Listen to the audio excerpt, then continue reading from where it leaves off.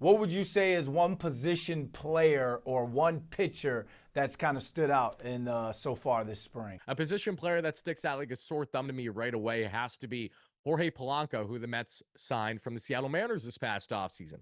Polanco, who signed with the Mets in part because his father actually resides in New York, so that benefited the Mets in their pursuit of the veteran switch hitter. He has been slapping the ball to all fields and has put the ball in play constantly throughout the past week since he's arrived there to Port St. Lucie. I've heard nothing but raving reviews across media and other reporters while they have physically been there in Port St. Lucie, watching Polanco's work and doing a fantastic job and grinding out at bats early, looking like he really hasn't missed a step since the end of his tremendous playoff run with the Mariners last year. And then on the pitching end, there's a young pitcher who's been healthy for a number of months, but has been swept under the rug by fans who I think have disregarded the player because he hasn't pitched since the 2024 season due to reconstructive Tommy John surgery.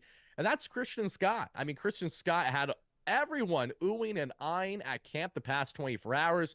He struck out Juan Soto, top 95 on the gun. And what's fun about Christian Scott is he has a high rising fastball, which basically means, Brandon, if he's throwing 95, it's so deceptive to hitters in the way that it rises that it really appears as if it's 97, 98. And he had Soto looking silly, and they're at bat against each other yesterday. So Christian Scott definitely impressing early, utilizing all of his pitch mix, including a cutter that he has now added into the mix since the last time he was on the mound for the Mets at the major league level